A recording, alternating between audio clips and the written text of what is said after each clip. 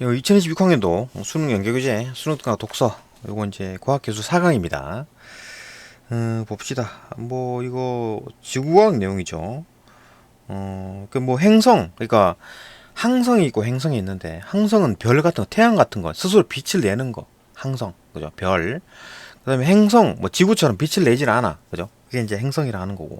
그럼 행성을 뭐 항성은 발견하기 쉽죠. 빛을 내니까. 그죠? 하늘 뭐 쳐다보면 망원경으로 보게 되면 뭐 항성 빛을 내니까 밝은 게 보이는데, 행성은 빛을 안 내니까 그죠? 안 보인다는 얘기잖아요. 그죠? 근데 그런 건 이제 어떻게 찾을 건가? 찾는 방법이 세 가지가 나옵니다. 이게 뭐 도플러 효과, 도플러 효과를 이용한 거. 그 도플러 효과를 이용한 게 뭐냐면은 뭐 시선 속도로 이제 나타나는 현상인데, 그죠? 시선 속도 때문에 나타나는 현상인데, 도플러 효과가 뭐냐면은 어 이게 이제 뭐 어떤 광원, 어떤 뭐 이렇게 어떤 뭐 태양이라 합시다. 막 어떤 별이라 합시다. 별이 정지해 있는 상황에서 스펙트럼을 딱 찍었어. 그러면 빨주노초 파란보 있을까? 그 스펙트럼 알죠, 그죠? 그 어떤 빛이 오면 스펙트럼 찍는 거. 어? 그 프리즘을 통과한 빛이 이렇게 빨주노초 파란보로 쭈루룩 나타나잖아요, 그죠? 빨주노초 파란. 뭐 그렇게 이제 스펙트럼 찍었어. 근데 그 어떤 별이 우리한테 다가와, 우리에게 다가와, 우리 쪽으로 다가와. 그러면은 그 빛이 청색 편이, 예, 그 스펙트럼 자체가 청색 쪽으로 갑니다. 그러니까 원래는 이거 봐봐요. 빨간색이 여기 있고 빨주노초 파란보 이렇게 있어야 되는데 이게 이쪽 간다고, 이동한다고. 원래는 이렇게 스펙트럼 딱 찍으면은 빨주노초 파란보 여기 이렇게 있는데 이게 이쪽으로 편이, 그죠? 청색 편이. 그다음에 이 빛이 멀어져. 그럼 적색 편이라 그래가지고 이게 이쪽으로 간다는 얘기지. 원래는 빨주노초 파란보 여기 있어야 되는데 이쪽으로 가가지고 빨주노초 파란보 이렇게 된다는 얘기지. 그죠? 그게 이제 적색 편이, 청색 편입니다. 그러니까 원래 별이 가만히 있으면은 뭐 가만히 있었을 때 찍은 어떤 스펙트럼보다 이놈이 가까이 다가올 때 스펙트럼은 청색 편이가 나타나고, 그다음에 이 별이 멀어질 때, 그죠? 멀어질 때 그 스펙트럼 찍으면 적색 편이가 나타난다. 이쪽으로 쏠린다는 얘기지. 그죠? 적색 쪽으로 쏠린다. 뭐그 얘기입니다. 그게 이제 그걸 이제 이용해 가지고, 이 별이, 응? 별이 이제 원래는 가만히 있어야 되는데 이놈이 막 청색편이 나타났다, 적색편이 나타났다, 청색편이 나타났다, 적색편이 나타났다. 이거 왜 그렇습니까? 이 별이 뭐 움직이고 있다는 얘기잖아요, 그죠? 다가왔다 멀어졌다 하는 이유가 있을 거 아니야.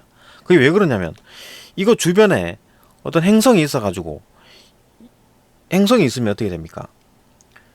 질량 중심, 그러니까 이거 만약에 행성이 여러 개가 있을 수 있지만 행성이 하나만 있다고 생각해 봅시다. 가정하게 되면 여기 어떤 별이 있고 여기 행성이 하나 있잖아요. 그러면은 얘가 돌잖아요. 안 돌 수가 없지. 돌아야지. 이게 어떤 궤적을 그릴 테니까, 그죠? 안 돌면은 이게 붙겠지. 그죠? 만리인력 때문에. 그러니까 돌아야 된단 말이야. 그죠? 돌아야 되는데 어떻게 도냐면은 어떤 별이 있고 행성이 있으면 이 중간쯤이 아니지. 어떤 뭐 무게의 어떤 그거에 따라서 무게 중심이라고, 총 어떤 이 개의 무게 센터가 있을 거 아니에요. 무게 중심이 있을 거 아니야. 그 무게 중심점, 그 질량 중심이라 그럽니다. 그 질량 중심으로 이게 돌아요. 뱅글뱅글. 그러니까 만약에 이게 별이 엄청나게 무거워. 그리고 아주 행성이 만약에 작다면 질량 중심은 거의 이쪽으로 안에 있겠지, 그죠? 무슨 말인지 알겠죠? 이거 뭐 그림 그려야 봐야 되나?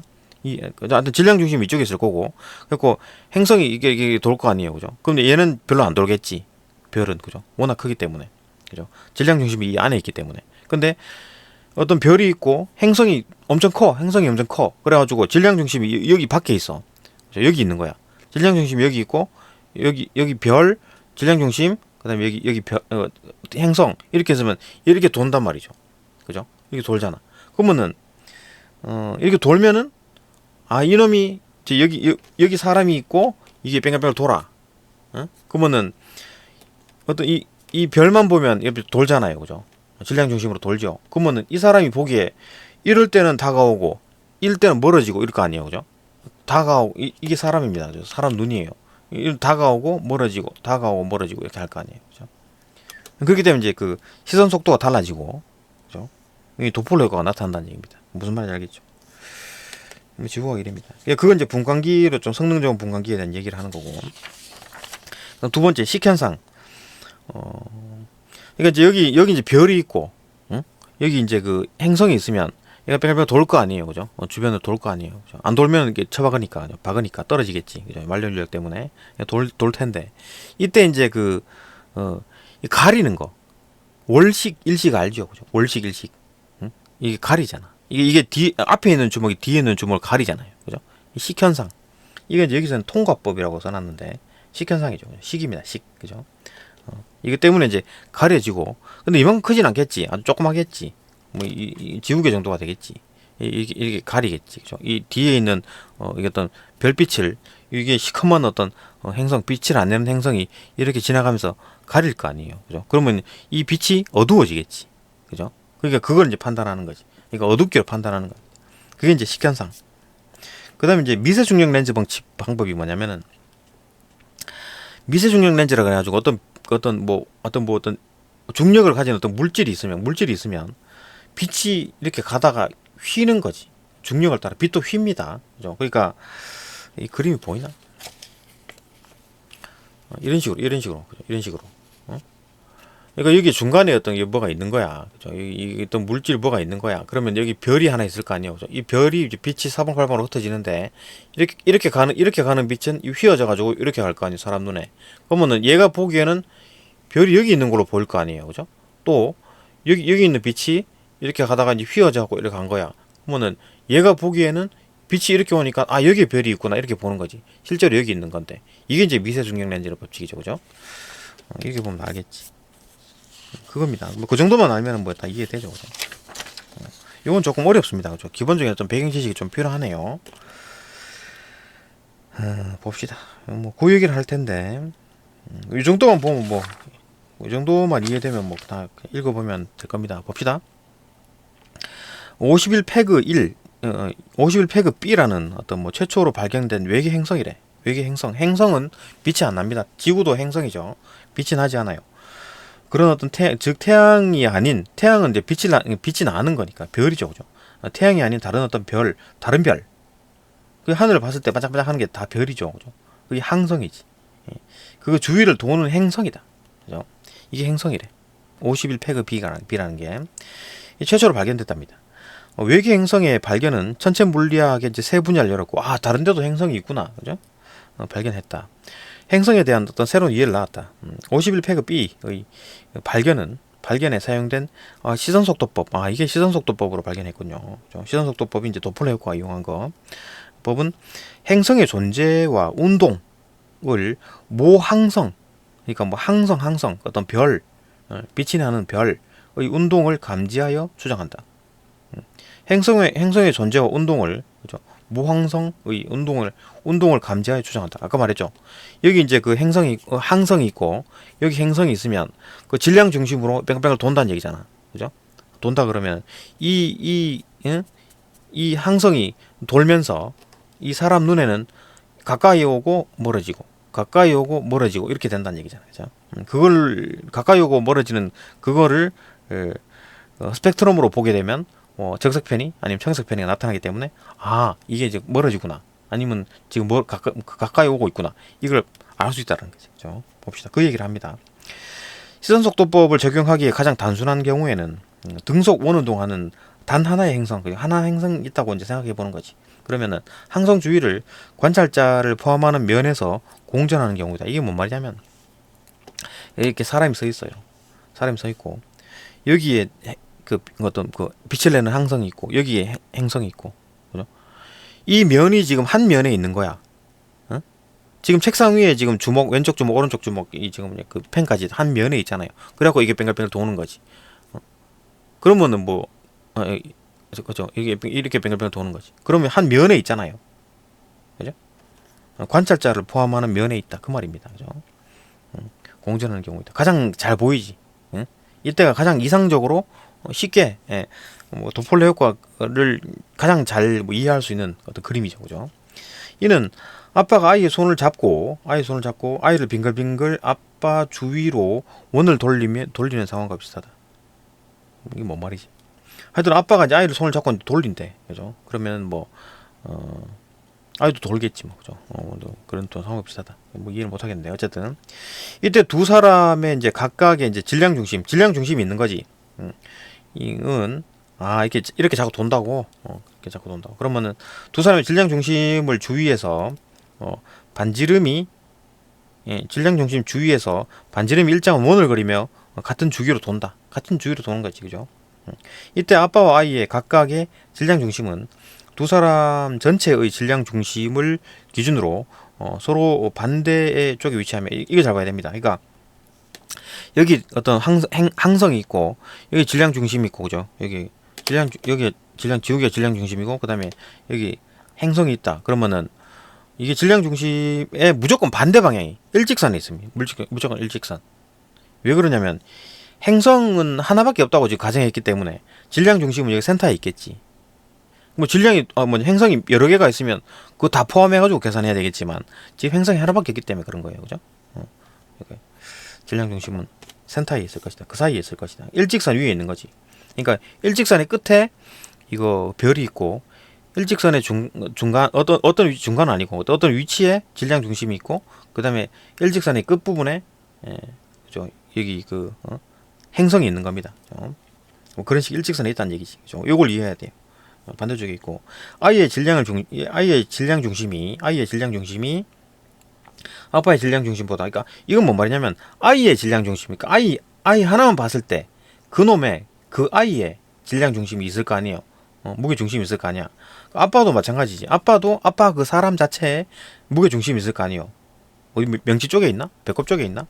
또 그런 어떤 그 질량 중심이 있을 거 아니에요. 그죠? 그것보다 두 사람 전체의 질량 중심으로부터 이제 더 멀리 위치한다. 이게 뭔 말인지 알겠죠? 어떤 두 사람 전체의 질량 중심은 이 사이에 있겠지. 그죠? 여기 뭐 아빠, 여기 아이, 그다음에 중간에 중간에 어느 부위에 그죠? 어떤 부위에 질량 중심 아빠 쪽으로 좀 기울었겠지. 거기에 이제 질량 중심이 있을 것이다. 그죠? 이거 아이의 질량 중심이 이제 멀리 있잖아, 그죠? 더 멀리 위치한다. 그 이해되잖아요. 아빠 쪽으로 질량 중심이 기울어졌겠지. 아빠가 더 무거우니까, 그죠? 이해되고, 그죠? 어디 갔나? 위치하고, 더 멀리 위치한다. 따라서 아이의 질량 중심은 큰 원을 그리며 돌겠지. 질량 중심물을 중심으로 크게 이제 원을 그리는 거니까, 그죠? 공전을 하는 거니까 아이가 더 많이 돌겠지. 아빠는 작게 돌고 질량 중심이 가까이 있으니까 그러니까 그 질량 중심을 중심으로 공전하는 거니까, 그죠? 원은 좀 그리는 거니까 아이의 질량 중심이 큰 원을 그리고 아빠는 작은 원을 그리겠지, 그죠? 두 사람의 질량 중심 주위를 돌고 아빠의 질량 중심은 작은 조그만 원을 그리며 두 사람의 질량 중심 주위를 돈다. 이거 이해되잖아요. 그 다음에 항성과 행성도 각각 행성계의 전체의 질량 중심 주위를 같은 주기로 오는 동안다. 같은 주기로 돕니다, 그죠? 같은 주기로 돌아요. 그러니까 항상 반대편에 있는 거지, 질량 중심에서, 그죠? 같은 주기로 이제 오는 동안인데 보통 항성이 행성보다 훨씬 더 무겁죠. 일반적으로 훨씬 더 무겁습니다. 지구와 태양처럼 태양이 훨씬 더 무겁죠, 그죠? 무겁기 때문에 항성과 행성계의 질량 중심은 행성의 질량 중심보다 항성의 질량 중심에 훨씬 더 가깝고 대부분이 다 뭐 항성 내부에 있다. 워낙 이제 무거우니까, 그죠? 질량 중심이 뭐 지구라고 해봐야 뭐 무게 얼마 되겠습니까? 그러니까 질량 중심이 이제 그 태양 쪽에 있을 것이다. 근데 뭐 축음지와 목도 천해까지 다 있는 거죠, 그죠? 다 있는 거니까 조금 그래도 조금 뭐 행성이 하나 있는 것보다는 조금 질량 중심이 조금 밖으로 나오겠지. 밖으로 나올건가 안쪽에 있나 뭐 태양은 모르겠네요. 어쨌든 간에 뭐 질량 중심이 일반적으로 항성 내에 있을 가능성이 높다. 왜냐하면 항성이 워낙 질량이 크기 때문에 다른 행성들보다, 그죠? 총 행성이 합한 것보다 태양의 어떤 질량이 훨씬 더 크겠죠. 그거 하면 이해된다. 훨씬 더 가까워서, 그죠? 항성의 내부에 일반적으로 있답니다, 그죠? 따라서 그죠? 항성의 내부에 항상 있다. 있을 가능성이 훨씬 더 크다. 그러므로 행성의 질량 중심은 행성계의 질량 중심을 중심으로 큰 원을 그리는 반면에 그냥 행성은 크게 이제 원을 그리고, 그죠? 반면에 항성의 질량 중심은 항성 행성계의 질량 중심을 중심으로 아주 작은 원을 그리게 된다. 그죠? 항성 내에 항성 내에 질량 중심이 있으면 뭐 거의 안 돌겠지. 그죠? 작은 원을 그린다. 이해되고, 항성과 행성은 회전하는 동안 늘 항성 행성계의 질량 중심에서 서로 반대편에 위치한다. 이거 이해해야 됩니다. 이거는 어떻게 가정했냐면, 지금 행성이 하나뿐이 없는 거야. 그죠? 아까 말했죠. 그러니까 여기 항성, 그 다음에 그 질량 중심, 그 다음에 그 행성, 이렇게 일직선 상에 있다고요. 항상 이렇게 돌아도 그죠? 계속 이제 반대쪽에 있다. 그냥 서로 반대편에 위치한다. 이해되잖아요. 그죠? 이해되고, 그러므로 행성이 관찰자에게 다가와. 그러니까 여기 관찰자 이 사람이고, 여기 사람이고, 그다음에 여기 이제 항성이 있고 여기 행성이 있어. 근데 이렇게 돈다. 그죠? 이렇게 돈다라고 했을 때, 행성이 관찰자에게 다가오면 항성은 관찰자에게 멀어진다. 이거 이해되죠? 행성이, 그러니까 여기 있네. 이게 행성이고 이게 항성이에요. 그죠? 행성. 행성이 이제 관찰자 펜에게 다가오죠. 다가오면 얘는 이쪽으로 가잖아요. 멀어지고, 반대로 이 행성이 이게 멀어지면 이 항성은 가까워지고, 이렇게 도는 거니까. 여기 행성 그 질량 중심이 여기 있죠. 질량 중심이 여기 있고, 이거 질량 중심을 중심으로 도는 거니까 이렇게 돌겠지. 이렇게. 그죠? 그러니까 한 놈이 멀어지면 한 놈은 가까워지고, 그 다음에 또 이 한 놈이 또 멀어지면 한 놈이 가까워지고, 이런 거잖아요. 그죠? 이해되잖아요. 멀어지고, 행성이 관찰자에게 멀어지면 항성은 관찰자에게 다가온다. 요거 이해되잖아. 그러니까 일직선으로 도는 거니까 그런 겁니다. 그죠? 일직선으로 도는 거니까 이거죠. 일직선으로 있으니까 그렇다. 관찰자에게. 그죠? 일직선으로 있으니까 그렇다. 이해되고, 시선 속도는 대상이 관찰자 쪽으로 다가오거나 멀어지는 속도다. 시선 속도라는 게 다가오거나 멀어지는 속도를 말하는 겁니다. 시선 속도는. 그러니까 사람이 여기 있고 뭐 이게 다가온다 그러면 다가오는 속도, 그걸 말하는 겁니다. 그죠? 얼마나 빠르게 다가오느냐. 대상이 관찰자에게 가까워질 때 음수값, 이때 다가오면 음수값, 그다음에 멀어질 땐 양수값, 시선 속도라는 게. 그죠? 그렇게 하는구나. 멀리 떨어져서 이 항성 행성계를 관찰하는 관찰자에게 행성은 아주 작고 빛을 내지 않기 때문에 관찰하기 어렵지. 그죠? 근데 항성은 빛이 크고 빛을 내기 때문에 관찰이 더 쉽죠. 당연한 얘기지. 행성은 항성 주위를 도는 동안 행성이 관찰자에게서 이제 멀어지면 항성의 시선 속도는 음수가 된다. 왜냐하면 항성이 관찰자에게 멀어지면 행성이 관찰자에게서 멀어지면 항성은 가까워지죠. 가까워질 때 음수값이라고 그랬잖아요. 그죠? 가까워질 때 음수값. 그렇죠? 그 다음에 행성이 관찰자에게 다가오면 항성은 멀어지죠. 항성은 멀어지면 양수값. 시선 속도라는 게. 그죠? 이렇게 약속을 한 겁니다. 그죠? 모항성이 행성과 짝을 이루어 항성 행성계의 중심 주위를 도는 속도는 항성에서 나오는 빛의 스펙트럼 변화를 일으킨다. 이거 아까 설명했잖아요. 그죠? 스펙트럼의 변화. 도플러 효과에 의해서 항성의 시선 속도가 양수가 뭡니까? 지금 다가오는 멀어질 때를 말하는 거죠. 그죠? 멀어지면 멀어지는 정도 상황이고, 그때 양수가 돼 있고 절대값이 커진다. 그럼 빨리 멀어지는 거네. 그럼 파장이 길어진다. 파장이 길어져. 적색편이. 이걸 이제 적색편이라 하는 겁니다. 그 다음에 항성의 시선 속도가 음수값이면 다가오는 거죠. 가까이 오고 있는 거야. 그러면은 절대값이, 음수값이 절대값이 커질수록 파장이 짧아진다. 다가오면 파장이 짧아지고 멀어지면 파장이 이제 길어진다. 행성의 공전 주기에 맞춰서 스펙트럼 파장도 같은 주기로 변한다. 이런 주기로 변하는 거지. 파장이 짧아졌다 길어졌다, 짧아졌다 길어졌다 이렇게 하는 거지. 이 공전 주기가 있다는 거지. 그렇기 때문에 이놈이 항성이 가만히 있는 게 아니라 얘가 뱅글뱅글 도네. 왜 도를까? 주변에 행성이 있기 때문에 도는구나. 행성이 있기 때문에 얘가 어떤 그 질량 중심으로 얘가 이제 공전을 하는구나. 그걸 아는 거지. 그러니까 행성은 눈에 안 보이지만, 그죠? 작아서, 그죠? 맞아. 빛을 안 내기 때문에 안 보이지만 이 항성이 뺑글뺑글 도는구나. 다가왔다 멀어졌다. 다가왔다 멀어졌다. 뺑글뺑글 도는구나. 그렇기 때문에 어떤 행성이 있구나라는 걸 알 수 있다는 거죠. 통상적으로 항성의 시선 속도는 초속 10m 정도로 불과하다. 10m 아주 뭐 작은 양이네요. 작은 숫자네요. 그러니까 뭐 가까이 멀어졌다, 뭐 가까이 확 다가오고 확 멀어지고 이렇게 되지 않는다는 얘기잖아요, 그죠? 그러니까 그렇기 때문에 웬만한 분광기로는 감지가 안 된대. 좀 디테일하게 아주 세밀한 게 필요한 거네. 도플러 분광학을 이용해 항성의 시선 속도를 기존의 어떤 분광기보다 더 정밀하게 측정할 수 있도록 설계된 LOD 분광기, 이런 게 좀 기계가 좋은 모양이죠, 그죠? 1994년에 광학 망원경에 장착되어 작동을 했는데 LOD 분광기는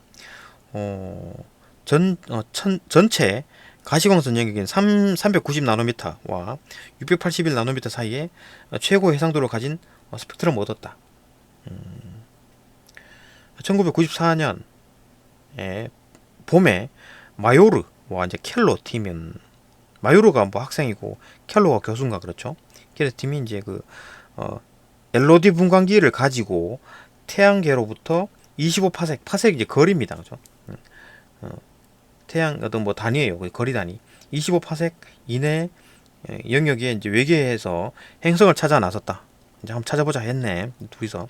켈로는 지도 교수고, 켈로는 학생이고 지도 교수가 마유루네요, 그죠? 마유루가 안식년, 쉬는 해네요, 그죠? 동안 1995년 1월에 지구에서 48광년 떨어진 페가수스 자리에 있는 5등급 별인, 5등급이면 뭐야? 등급이 높을수록 밝습니다. 그죠? 등급이 높을수록 밝고, 등급이 낮을수록, 등급이 이제 숫자가 커질수록 어두운 별입니다. 5등급인 별. 태양이야 뭐 5등급 되지 않나? 모르겠네요. 까먹었네요. 하여튼 뭐 그 정도다, 그죠? 한 5등급, 태양쯤 되네. 5등급 정도. 태양이 5등급 맞나? 그건 모르겠어요, 그죠? 자, 확인해보자, 잠시만요. 예, 봅시다. 찾아보니까 뭐 태양은 뭐 한 4.38등급. 그러니까 절대 등급을 말하는 겁니다, 그죠? 겉보기 등급 말고 절대 등급. 그러니까 절대 등급은 18색 거리에 놓고 봤을 때 말하는 거니까. 어쨌든 뭐 4.38등급이래요. 그러니까 뭐 한 5등급이면 태양보다 조금 더 어두운 거네. 하여튼 이런 별인 51페그. 51페그는 별이고 51페그 B는 행성이네요, 그죠? 51페그를 이제 관찰했는데 별빛의 스펙트럼에서 청색 편이와 적색 편이가 나타나는 걸 확인했다. 그러니까 이게 가까워졌다 멀어졌다, 가까워졌다 멀어졌다 하는 모양이지. 그러니까 처음에는 계기가 이상 뭐가 잘못됐나? 라고 의심했으나 이내 변이의 규칙성 계속 이제 규칙적으로 하는 거야. 그죠? 규칙적으로 나타나니까 근거로 이제 목성의 절반 정도의 질량을 갖는 행성이 0.05 천문 단위의 거리에서 4.21의 주기로 51페그, 이 별이죠, 주위를 공전하고 있다고 판단했다. 목성의 목성도 큰 거니까 거기서 한 절반 정도래요. 그건 이제 어떤 뭐 행성이 있네. 그래가지고 이제 얘가 뺑글뺑글 돈다라는 거잖아요, 그죠? 51페그라는 게, 그죠? 그런 별이 뭔가 돌고 있다. 규칙적으로 나타나는 거니까. 그 행성이 있구나라는 걸 판단한 거지. 그 행성의 대기는 1000도씨. 와, 뜨겁네요, 그죠? 다르게 뜨거웠다. 켈로 학생이 지도 교수에게 마요르에게 외계 행성을 발견했다고 보고했지만 이런 특성을 갖는 어떤 행성은 생각할 수 없었다. 지도 교수가 믿지 않았다. 이제 잘못 알고 있다라고 이제 지도 교수가 혼냈네요. 그죠? 그러나 7월까지 켈로가 추가적으로 모은 측정 결과들이 이전 결론을 지지하자 계속해서 이제 자를 측정해 보니까 마요루가 이제 교수죠. 생각을 바꿨다. 맞네, 이렇게 본 거예요. 그들의 이제 논문은 목성과 유사한 질량이면서 목성과 달리 뜨거운 대기를 갖고 항성 가까이에서 공전하는, 항성 가까이 있어 공전하는 거대 행성을 발견했다는 보고를 담고 있어서, 그러니까 이게 좀 특이한 경우지. 그러니까 목성처럼 아주 큰 어떤 행성이 태양의 거의 근처에서 뱅글뱅글 돌고 있으니까 그 질량 중심도 그러면 거의 조금 이제 태양이란다. 어떤 그 항성 그죠? 항성이 있고 행성이 있는데 행성이 아주 커가지고 그 질량 중심이 이제 그 어떤 항성 밖에 나와 있는 상황이지. 그러니까 항성, 질량 중심, 그다음에 행성, 그죠? 이렇게 도는 이런 경우지. 그러니까 적색편이와 청색편에 잘 나타나지, 그죠? 그러니까 아 이게 행성이 있구나를 쉽게 발견한 겁니다. 최초로 발견한 거예요, 그죠? 그 믿지 않고 막 했는데 이제 그 이런 어떤 이제 그 논문을 쓴 거야, 그죠? 어, 그런 어떤 보고를 담고 있으니까 그동안 천문학자들이 받아들이던 고전적인 행성 생성론 이제 들어맞지 않아서 논란이 일어났다. 뭐 잘못된 것 같은데 막 그죠? 했는데 그렇지만 곧이어 이 방법으로 외계 행성들이 여러 개가 발견된 거야. 그죠? 그 중에 이제 뜨거운 거대 행성들도 있었기에 기존의 패러다임이 수정되었다. 그러니까 기존에는 이제 그렇게 이제 바짝 붙어가지고 이제 그 공전하는 어떤 그런 그 행성이 뭐 이렇게 없다라고 생각했었는데 이제 그게 뒤집어졌다는 얘기죠, 그죠? 뭐별 내용 없고 그렇구나. 라는 거고. 그 다음에 이제 그 계속 이제 그 행성을 찾아내는 방법, 두 번째 방법, 식현상. 그게 이제 통과법이라는 건데, 봅시다. 이런 와중에 2009년, 프랑스 주도의 이제 코롯, 그러니까 이게 뭐 이게 발견된 게 얼마 안 되네요. 그죠? 2000년대 넘어서네.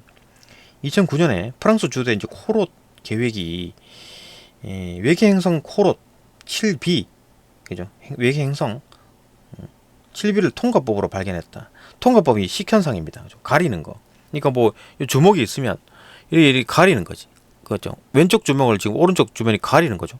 그러니까 뭐 지구 가리는 게 행성이 작을 거니까 여기 별이고 주변을 도는 어떤 행성이 있는 거야. 근데 얘가 이제 이렇게 지나가면 행성을 가리잖아요. 그러니까 어두워지는 거지. 이 행성 자체.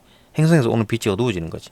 이렇게 통과하게 되면 이게 또 밝아지고 또 어두워지고 또 밝아지고 이렇게 그죠. 가리면 어둡고 이렇게 하는 거니까 그게 이제 통과법이다. 식현상이라고 하는데 월식, 일식 이런 거잖아요, 그죠?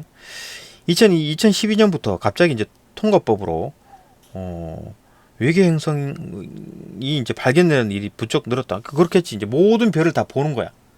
얘가 밝기가 변하느냐 안 변하느냐 보니까 엄청나게 밝기가 변하더라. 그러면 다들 행성을 가지고 있겠네. 이렇게 본 거지. 확 늘어난 겁니다. 이 방법은 시선속도법과 달리 행성의 질량이 아니라 이제 크기를 알아낸다. 부피를 알아내는 거죠. 얼마나 가리느냐, 그죠? 이게 이렇게 가리면 좀 많이 어두워져. 뭐 되게 크다면 확 가리는 거니까, 그죠? 크기를 알아내는 거지. 통과법은 행성이 항성의 앞면을 통과할 때 항성의 빛이 관찰자에 도달한 양이 줄어들겠죠. 가려버리니까, 그죠?